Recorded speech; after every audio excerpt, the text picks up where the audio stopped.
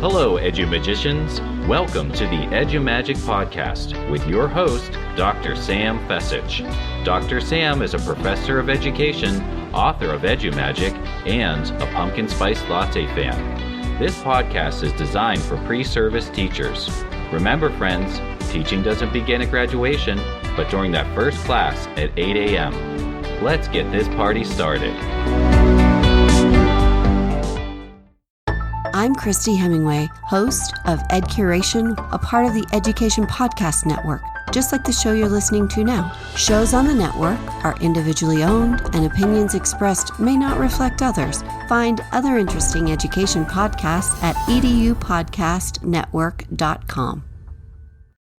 Hello, EduMagicians, and welcome back to another episode of the EduMagic podcast, the podcast that guides new teachers from campus to classroom. I'm your host, Dr. Sam Fessich, and I'm so glad you tuned into this episode, Mastering the Interview Process, Tips for Success. So we're going to break it down into the interview process and tips that go along each step of the way. Without further delay, let's jump right in.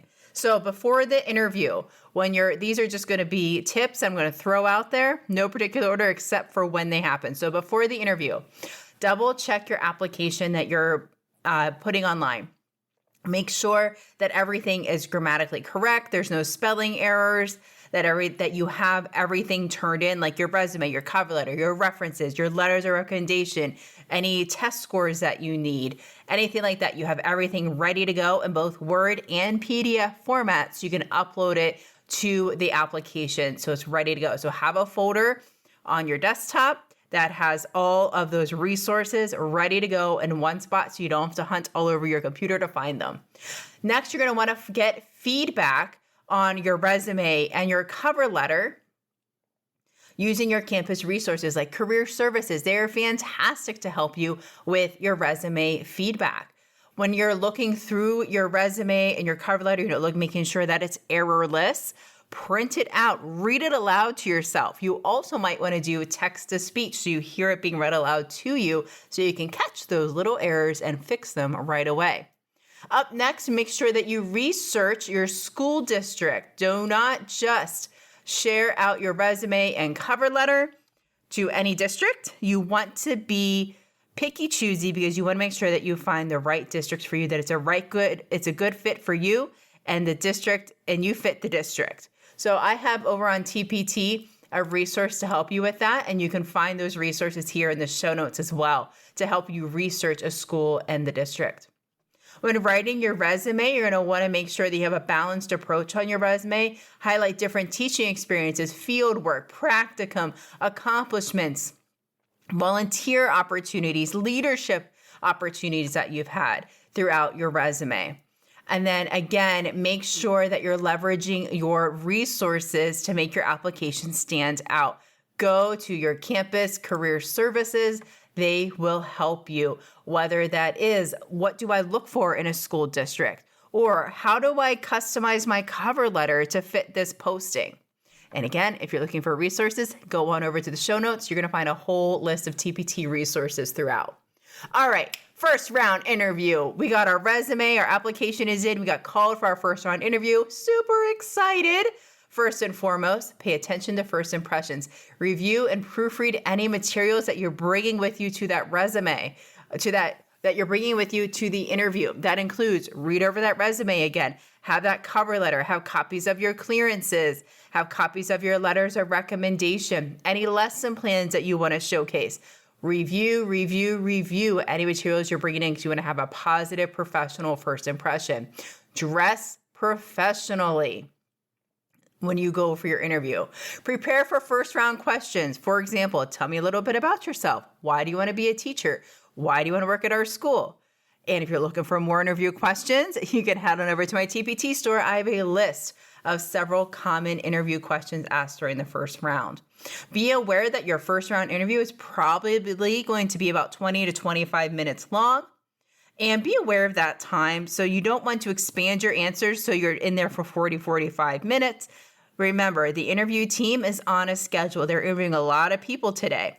So make sure that you try to stick to the time allotted. Don't just give one sentence answers either. You want to expand upon your answers when you're asked in your interview.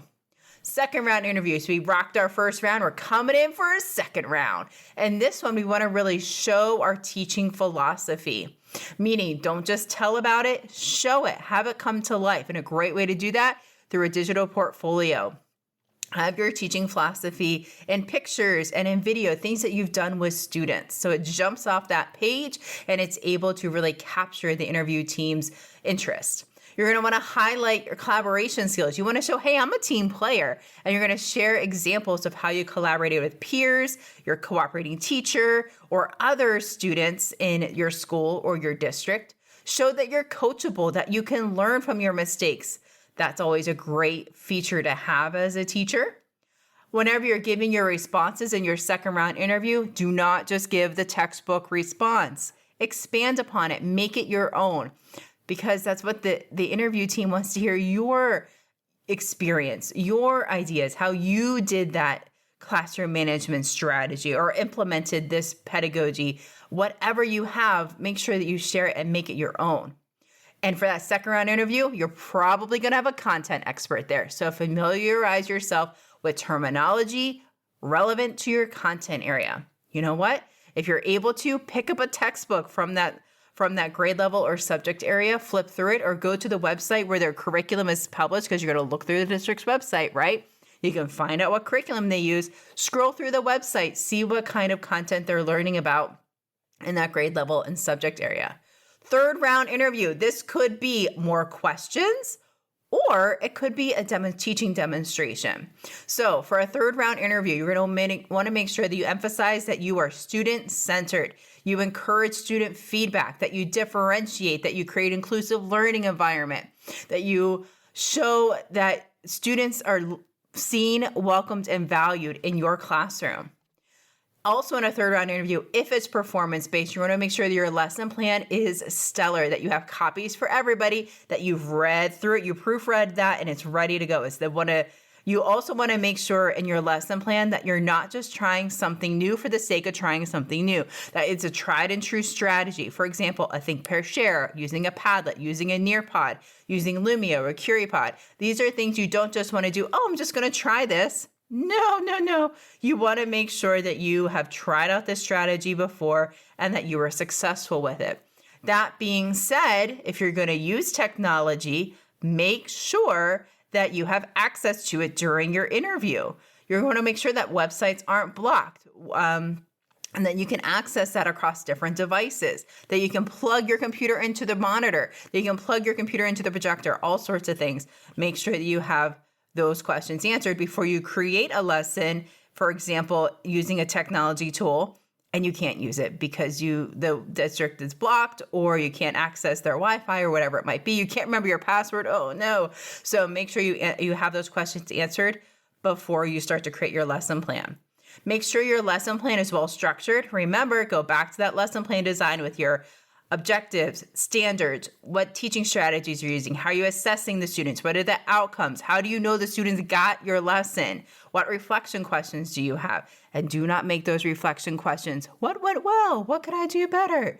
No, make them deep reflection questions that relate to that lesson that you're teaching.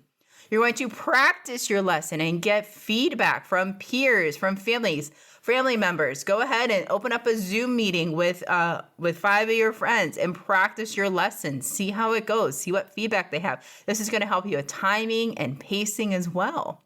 In your lesson, you're going to make sure that you have engagement and participation planned into that learning experience to make it an active learning experience for students. Don't just make it a sit and talk lecture, because you want to show student-centered design. So you want to show how are students engaging in that lesson alongside with you. All right, again, a few more things about the performance part or the teaching part of your interview.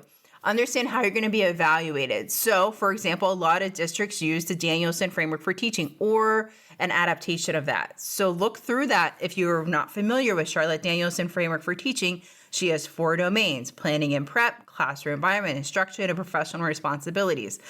Look through that evaluation method and see how you rank on those areas. You want to make sure also that whenever you're doing your teaching demonstration, that you seek student feedback. So that really shows student-centered learning. So you can have an exit ticket at the end of that lesson to show, hey, here's what my students learned, or what could make this lesson better? What's one takeaway? Give me a 6-word story, those types of things. So you know that your students understood the lesson. And one last thing before we end out today's jam-packed episode with 28 tips for success during the interview process. Each round of the interview process, my friends, you need to send a personalized thank you note to each team member. Now, that might sound a little daunting, but you can do it because you know what? You're going to have a secret weapon. You're going to have in your car a thank you note, stationery envelope, and you're going to have a little spreadsheet. And on that spreadsheet, you're going to have name of the person that interviewed you, their role, and anything that you remember that they had asked you that you can expand upon in that thank you note. Also, you're going to want to make your digital portfolio into a tiny URL or use a bit.ly, a short link to go to your digital portfolio. So you can put in your thank you note, if somebody asks you about classroom management, you can share, during my student teaching experience, I was able to implement a classroom management strategy using ClassDojo. Check out my digital portfolio, insert your tiny URL, your bit.ly here, and check out my classroom management page to learn more about that. I'd really appreciate your feedback on that.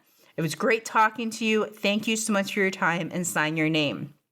You can send them in the mail. You can drop them off with the administrative assistant. Just make sure that you send a thank you note every single interview that you go to, no matter what round you are in, first, second, or third, that you send a thank you note to each member of that team, thanking them for their time, expanding on answers if you would like, and sharing your digital portfolio.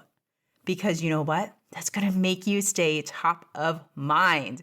So friends, I wish you the best of luck during your interview process. Remember, you have the Edu Magic within you. For all the resources shared today and tips for each step of the interview process, head on over to the show notes, and don't forget to check out my TPT store because that is full of interview resources I know you're going to want to get your hands on. All right, remember friends, you have the Edu Magic within you. Bye for now.